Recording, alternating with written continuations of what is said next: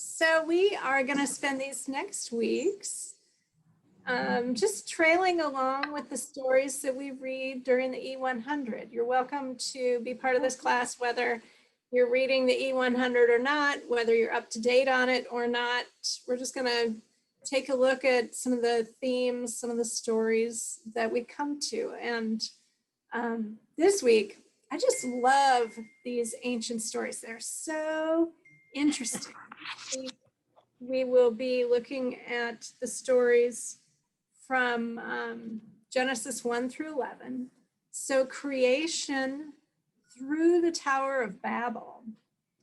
And this part of the history of God's people is really the most ancient history. You know, this is the history that's really before we know any dates. We don't know when these things happened. It could be, you know, if you're a new earther, maybe 5,000 years ago, or if you are not a new earther, then, you know, it could be 50,000 years or 100,000 years, or, you know, we don't know, 1,000,000 years. We don't know when these stories happened. And so they come to us as a very ancient oral tradition.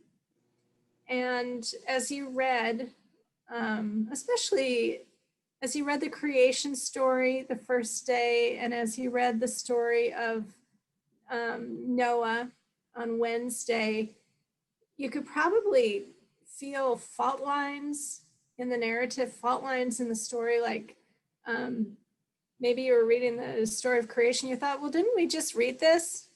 Aren't we getting two stories of creation here? Well, yes, we are getting two stories of creation because we get two different oral traditions that come together. One creation story is told in Genesis 1, and one creation story is told in Genesis 2. Or when we're reading about Noah and the ark, you know, in parts it says there are 7 pairs of the clean animals, and in other parts it says 1 pair of every animal. And you say, what, is it 14 animals or is it 2 animals? And that's just where two different oral traditions come together, and we get to see both of those oral traditions. So they stand next to each other. So I think that's part of what's really fascinating about the first 5 books of the Bible, Genesis through Leviticus, is that we have these oral traditions that are woven together. And these stories are very, very ancient. But today, what I want to look at is this arc of the story that we got in Genesis 1 through Genesis 10, this arc that happened of creation and then corruption and then recreation. So the creation story or stories happened in Genesis 1 and 2. Genesis 3 through 7, we get to see the increasing corruption of humanity. So the fall happens.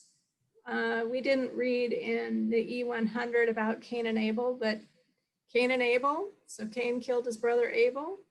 And then we get the stories about the increasing corruption that led to Noah building the ark and God sending the flood. And then we get this movement of recreation where God blows his breath fresh again over creation, and the animals and humans come out of the ark as if they're being rebirthed, and the earth gets repopulated, a new creation. So this is a microcosm. These first 10 chapters of Genesis, these are a microcosm of the entire Bible. Because the arc of the story in the entire Bible is creation, and then corruption, and then at the very end, God's recreation for all time, the new creation that comes. And that's the arc of human history. That's the arc of the entire Bible. So we get to see it on a smaller level, in a microcosm this week, just in the first 10 chapters of Genesis. So, God created the earth and the heavens. At the beginning, it was a formless void, and God's ruach, God's breath or wind or spirit, that Hebrew word ruach means all things, blows over the face of the deep, we are told. And everything is formless, a formless void. And then God speaks. And God spoke into being, his word spoke into being. Word in Hebrew, the word is davar. In Greek, it is logos. And so logos is also the word by which Jesus is known. So God speaks, God's word, God's davar, God's logos, Jesus speaks over this formless void and says, let there be light. And on the first day, light is brought forth out of darkness. And God looks at it and says, it is good. The second day, God takes this kind of orb of light, and he separates out of the light, he separates the heavens above from the heavens below. This is the cosmology that we get in this ancient story. So the heavens are above, the earth is in the middle, and then there are heavens below. And over the course of days 2 and 3, God creates the heavens above, he creates the earth, he blows, and the land gets exposed, the waters go into certain parts of the earth to create the seas, the dry land gets created, and then God creates the plants. And God looks at it and says, it is good. And then day 4 comes, and God orders time. God creates time on day 4. So the creation of time happens when the sun and the moon, when the light and the darkness get separated from each other. And so there are days that happen, days and nights start to happen. And then God creates the stars, which indicate the passage of the seasons. And so time gets ordered on the 4th day. And God looks and says, that is good. 5th day, God creates things that swarm. First the fish, and then the birds. Fish in the seas, the birds in the air. Keep track of this idea of swarming creatures, because they're going to come back to us again and again and again. We get the swarming creatures here in Genesis. Can you think of 2 more times in the books of Genesis and Exodus when we also get swarming creatures?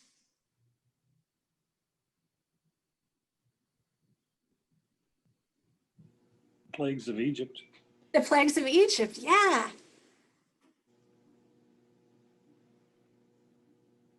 And the other one's a little trickier because it just sneaks right in there.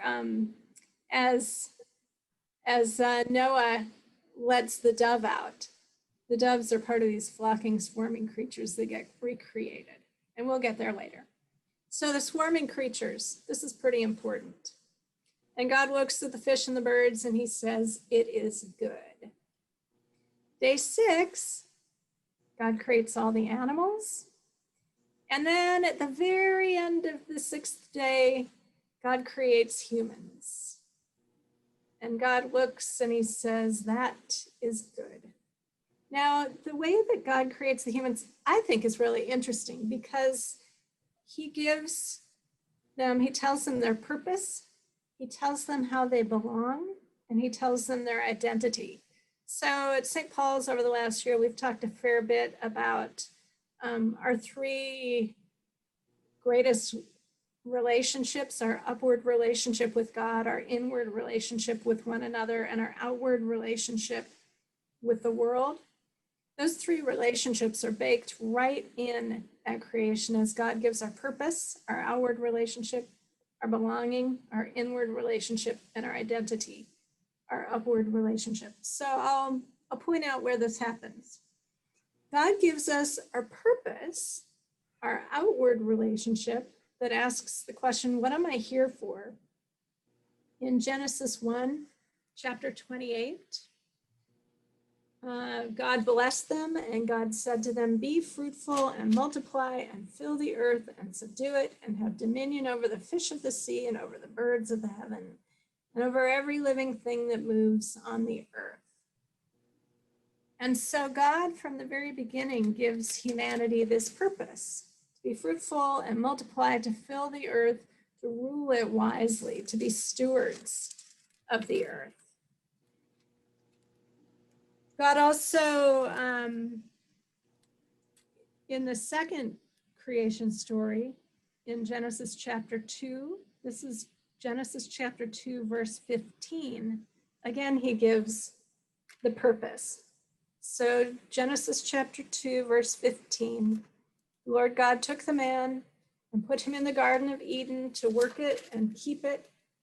And the Lord God commanded the man, saying, "You may surely eat of every tree in the garden, but of the tree of the knowledge of good and evil you shall not eat, for in that day you eat of it, you shall surely die." So the purpose that God gave Adam, the man, was to live in the garden and to work it and to keep it. So purpose. Belonging is this inward relationship. It asks the question, to whom do I belong? And this is given to us in Genesis chapter 2, verse 23.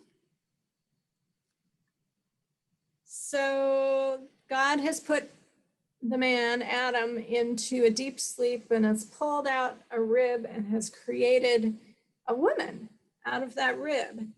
And Adam wakes up and says, "This at last is bone of my bones and flesh of my flesh.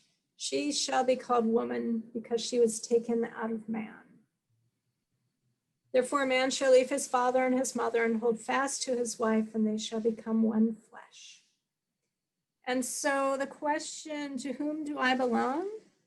We belong to one another. We were made for one another. Humans were created to belong to one another. Men and women were created to belong to one another. And then the question of identity. Who am I? This is about our upward relationship. And if we go back to Genesis chapter 1, verses 26 and 27, we get this, this promise from God about who we are.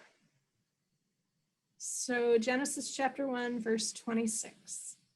Then God said, "Let us make man in our image and our likeness, and let them have dominion over the fish of the sea and over birds of the heavens and over livestock and over all the earth and over every creeping thing that creeps on the earth."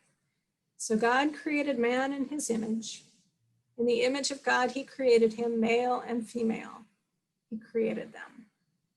So who are we? We are humans created in God's image, created with a purpose, just to be fruitful and to multiply, to steward the earth. And we are created for relationship, but we're created in God's image, first and foremost. And so at the end of day 6, God looked at everything he had created, and especially these brand new humans. And for the first time, he said, "This is very good." And then evening, God came, God went to sleep, and he woke up, and then it was day 7. And so what do you suppose God and this new humanity and the new creation did on their first day all together? Did they get right to work being fruitful and multiplying and having stewardship of the earth? No. The very first day of creation, they rested together. They took a Sabbath to enjoy their relationship with one another. So the story of creation is this pattern of creation that culminates in humans who are given purpose and belonging and identity by God, by his gift in the moment of their creation. And then on the last day, they rest together.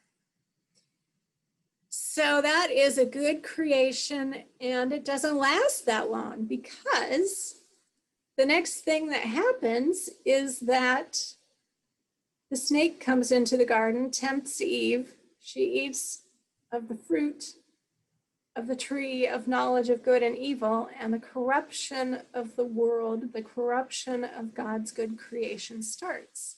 And what the corruption of creation does is that bit by bit, it undoes creation. From the highest and most complex part of creation down to the foundations of creation, bit by bit, this corruption undoes creation. And so we can track this process through Genesis chapters 3 through 7. So the corruption starts with the fall, with Adam and Eve eating of the fruit of the tree of good and knowledge of good and evil. And the beginning of corruption and the increasing of corruption leads to the flood, which destroys everything in the earth. It's really God undoing his creation and starting again. So we can track how this happens. Humans who've been given their purpose, belonging, and identity are corrupted in the fall, but then also in the story of Cain and Abel, which happens in Genesis 4. So humanity's purpose, which in God's good creation is that we would be fruitful and multiply, we would steward the earth. In Genesis chapter 4, this purpose becomes corrupt as Cain and Abel have this struggle together about the primacy of a nomadic economy or the primacy of an agricultural economy. Are we hunter-gatherers or are we farmers? Are we people who own and run livestock, or are we people who till the land? And so the purpose, both those purposes could be good, but it became a source of conflict between Cain and Abel. Belonging, the idea of belonging to one another became corrupted in Cain and Abel. They, in the murder, introduce violence that destroys people and relationships. And so in Genesis chapter 4, we have God coming to Cain and saying, "Where's your brother?" And Cain says to him, "I don't know, am I my brother's keeper?" This idea of belonging to one another has just been completely undone. They were created to belong to one another, and now Cain is saying, "I don't know, am I my brother's keeper? I guess I'm not." And then the identity that we have as people created in God's image gets corrupted because Cain had an identity crisis when the Lord rejected his offering. This is at the very beginning of the 4th chapter of Genesis.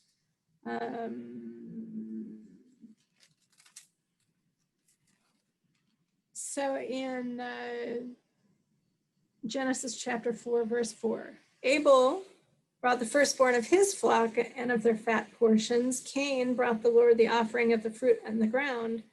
And the Lord had regard for Abel and for his offering, but for Cain and his offering, he had no regard. So Cain was very angry and his face fell. And so his face falling, like his image fell, his visage fell. Cain lost his being created in the image of God as his jealousy and his rivalry started. So this purpose, belonging, and identity of humanity began to be corrupted in Cain and Abel. Then in chapter 7, this skips ahead a little bit, but the swarming creatures are undone. The flood destroys the birds, except those who go on the ark. It destroys the animals. It destroys humanity. And so these last 2 days, days 5 and 6 of creation, are undone by the flood, except for those few remnant who are on the ark. The ordering of, time gets undone. In Genesis chapter 5, we get this genealogy. This is the book of the generations of Adam. Genesis chapter 5 starts out. And we get this genealogy, and people live a really long time. You know, they start to have kids when they're 130 years old or 800 years old. They live for a very, very long time. But then because of the corruption of humanity, humanity's lifespan begins to decrease. So by the time of Abram, which is a little bit farther, we've not gotten that far, but we'll get there next week. Abram is a very old man at 75 years old. So old that Abram, when God comes to Abram and says, you're going to have a child, Sarah laughs. She's like, you're an old man, I'm an old woman. You know, we're 75 years old. And so the human lifespan has decreased because of the corruption of the people, because of the corruption of humanity and the corruption of creation. So the flood in Genesis chapter 7 also destroys the ordering that has been done of the heavens, the earth, the seas, and the plants. So the plants are covered by water, they all die. The ordering of the seas is undone as they exceed their bounds. The ordering of the heavens is undone as the heavens, that are supposed to be the place where the sun and the moon, the stars shine. It's supposed to be a place where the air is. All of a sudden, the heavens have become where the water is. And the water is coming down out of the heavens and overtaking the earth and making the seas go past their borders and killing the plants. So all of this ordering that happened of the cosmos is getting undone. And the only thing that doesn't get undone in the corruption of creation is the light. The light still exists. And so you can see from the most complex to the most foundational, as you go up, all of the days of creation, all of God's ordering of creation gets undone through the corruption that starts with Adam and Eve and continues with the flood. So, what then? The recreation, God's recreation starts in Genesis chapter 8. So, Genesis chapter 8, verse 1. But God remembered. So he remembered, he thought again. God remembered Noah and all the beasts and all the livestock that were with him in the ark. And God made a wind blow. God made a ruach blow over the earth, just like it did in Genesis 1:1. And the waters subsided. And so this is the beginning of the new creation. Just like in Genesis 1:1, God's ruach blows over this formless void, and the waters subside, and things again become ordered. So the waters return to their bounds. Heavens, earth, seas, and plants are restored as the waters recede. No longer is the sky the place where water is coming from, but the sky is again the place where the air is and where the sun and the moon and the stars are. The earth is again starting to show forth as a dry place. The seas are going back into their bounds. So this is Genesis chapter 8, verses 1 and 2. God remembered Noah and all the beasts and all the livestock that were with him in the ark. God made a wind blow over the earth, and the waters subsided. The fountains of the deep and the windows of the heaven were closed. And so the cosmos were reordered. The rain from the heaven was restrained, and the waters receded from the earth continually. The next thing that gets restored is time. Time is restored. In Genesis chapter 8, verses 3 through 5, the waters receded from the earth continually at the end of 150 days. So we have a specific amount of time here. The waters had abated, and in the 7th month, so we're moving through seasons again, on the 17th day of the month, the ark came to rest on the mountains of Ararat. And the waters continued to abate until the 10th month. In the 10th month, on the 1st day of the month, the tops of the mountains were seen. So the passage of time is restored. Now the swarming creatures are restored. So first, Noah sends out the raven to go see if there's enough dry land to park the ark anywhere.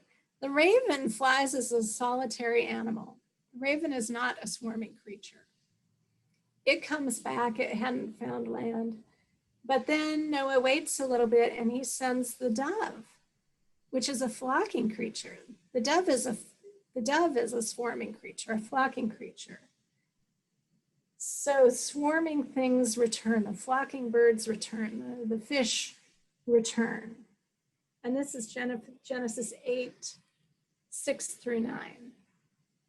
So at the end of 40 days, Noah opened the window of the ark that he had made and sent forth a raven. It went to and fro until the waters were dried up from the earth.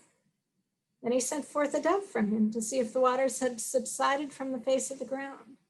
But the dove found no place to set her foot, and she returned to him to the ark, for the waters were still on the face of the whole earth. He waited another 7 days, and again he sent forth the dove out of the ark, and the dove came back to him in the evening, and behold, in her mouth was a freshly plucked olive leaf. So Noah knew that the waters had subsided from the earth. Then he waited another 7 days and sent forth the dove, and she did not return to him anymore. So after that, Noah lands the ark, or I guess it lands itself. He opens up the doors and all the animals and humans return to the face of the earth. Genesis chapter 8, verses 14 through 19. So in the 2nd month, on the 27th day of the month, the earth had dried out. And God said to Noah, go out from the ark, you and your wife and your sons' wives with you. Bring out with you every living thing of you that of all flesh, birds and animals and every creeping thing that creeps on earth, that they may swarm on the earth. And here's this promise again, this purpose, and be fruitful and multiply on the earth. So Noah went out, and his sons and his wife and his sons' wives with him. Every beast, every creeping thing, and every bird, everything that moves on the earth, went out by families from the ark. So they were sent out to do what they had originally been commanded to do, be fruitful, multiply, and fill the earth. And then God makes a covenant with Noah that is a covenant about purpose, belonging, and identity, which are these three big words that we've seen come back with Adam and Eve, with Cain and Abel, and now with Noah. The difference this time is that this is now a covenant. This isn't just a statement of how things are, but it is a promise of how things will continue to be. So this gets into Genesis chapter 9. So Genesis chapter 9, verse 1. God blessed Noah and his sons and said to them, be fruitful and multiply and fill the earth. So their purpose is reestablished. Be fruitful and multiply and fill the earth. He gives them, again, their belonging, their relationship with one another. This is Genesis 9, chapter 5. For your lifeblood I will require a reckoning. From every beast I will require it, and from man. From his fellow man I will require a reckoning for the life of man. Whoever sheds the blood of man, by man shall his blood be shed. For God made man in his own image. So this belonging has now changed a little bit in light of the corruption and the recreation. Humanity is still made in the image of God, but this covenant now comes with a warning that if violence returns, there will be a reckoning, there will be a judgment that happens because you were created to belong to one another. And violence is something that will be dealt with. And then, let's see, identity. God reestablishes or tells again Noah the identity that all humanity has. God made man in his own image. God made humanity in his own image. And then he reminds him, and you, be fruitful and multiply, increase greatly on the earth and multiply in it. And then in Genesis chapter 9, beginning at verse 8, we get Noah establishing, or God establishing his covenant with Noah.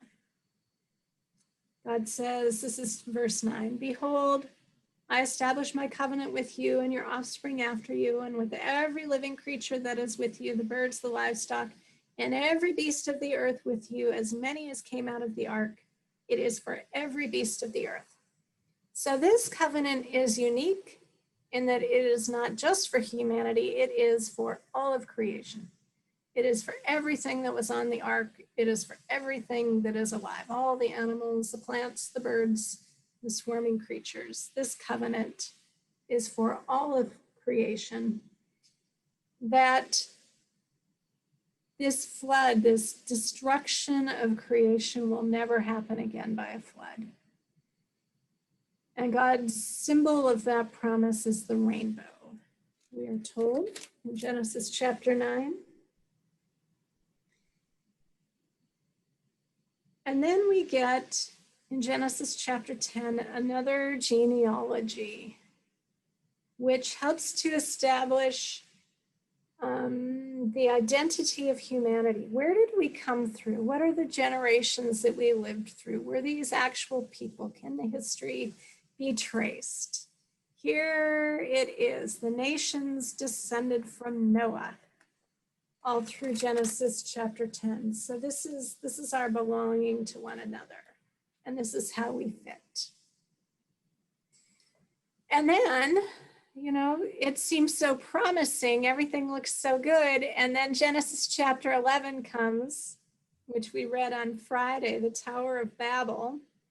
And the unspooling of creation begins again. Humanity lived together with one language, and they were trying to become like God, to build up this towering city.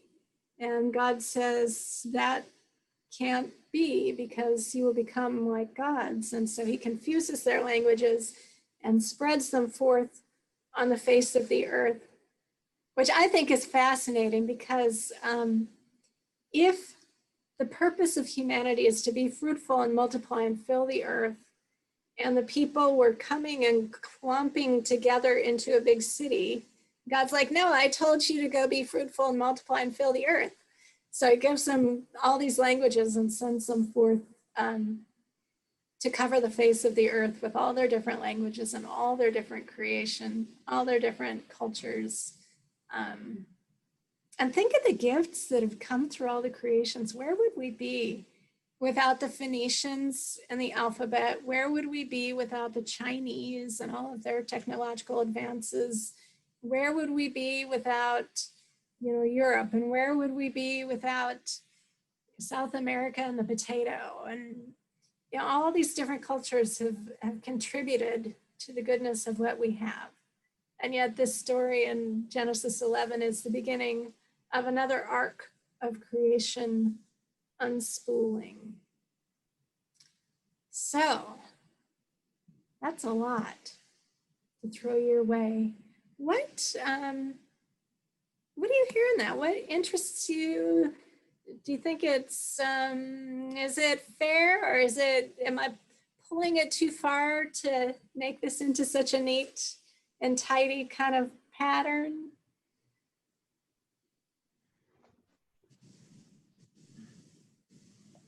Did you have a favorite story that you read this week if you're reading the E100? Was there one of those stories that stood out to you this week in a fresh way? Isn't that amazing? We can read the Bible 100 times and we get to stories and say, I don't know if I've ever heard this one. Incredible. You know, I hadn't thought about our soldiers who spent time in Iraq, but I was looking at, my Bible has this little map, and see if I can get it up here close enough for you to see. So the Fertile Crescent is there, the Tigris, Euphrates River. You know, this is modern day Iraq. And you see at the top there, that little hump where maybe the Garden of Eden was, you know, like a real place. I've always kind of thought of the Garden of Eden like Brigadoon. It showed up and then it disappeared, and, you know, who knows where it could be. But, you know, the people came from somewhere. Well, these are just fascinating stories. I love going through Genesis and Exodus, and I'm excited that we get to do this together. You're welcome to join up every day, every weekday at 5:15 p.m. We're doing just 15 minutes of a snippet out of one of the E100s and some prayer, and the conversations have been very, very interesting. So you're welcome to join up. It's a Zoom call. You know, if you're available, come on. If you're not available, don't come on. I'm going to go get ready for worship, and I will see you in a few minutes. Love being with you, and thanks for coming on.